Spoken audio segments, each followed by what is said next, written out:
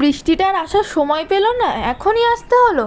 আমার মা এখনও বাজার থেকে বাড়ি ফেরেনি, ঠিক ভিজে পুড়ে বাড়িতে আসবে। বৃষ্টির জন্য বাজার করতে পারিনি, শুধু মাছের ডিমটুকুই আনলাম। ভালো করেছো, যা বৃষ্টি হচ্ছে আমি তো ভাবছিলাম তুমি বাড়ি আসবা কি করে, কিন্তু আজকে না কিছুই রান্না করতে ইচ্ছা করছে না জানো তো মা, শুধু ভাত করেছি।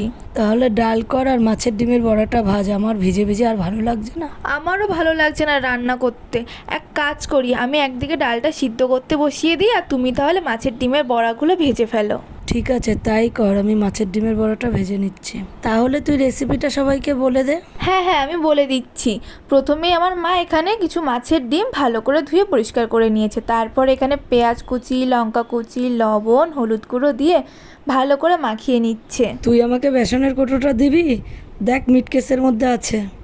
আচ্ছা দাঁড়াও, আমি বেসনের কৌটোটা তাহলে বার করে নিয়ে আসি। বাপরে, কত পিছনে ঠেলে ঠুলে রেখে দিয়েছে বেসনের কৌটোটাকে।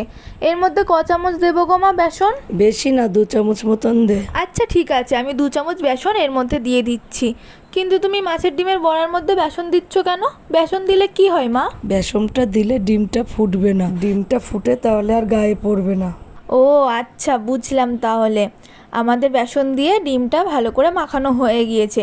এবারে ফ্রাইং প্যানে একদম অল্প করে তেল দিয়ে দিয়েছি, দিয়ে বড়াগুলো ছোট ছোট করে দিয়ে দিচ্ছি। এবারে বড়াগুলো এপিট আর ওপিট হালকা হালকা করে ভেজে নেব।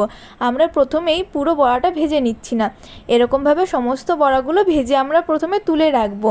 বড়াটা একটু উল্টে দে, ডালটা হয়ে গেছে, আমি নামিয়ে নিই। আচ্ছা ঠিক আছে, তুমি তাহলে ডালটা নামাও, আমি বড়াগুলো একে একে করে উল্টে দিই। বড়াগুলো দেখো আমাদের ভাজা হয়ে গেছে এক পিঠ। এবারে আমরা অন্য পিঠটা আবার ভালো করে ভেজে নেবো।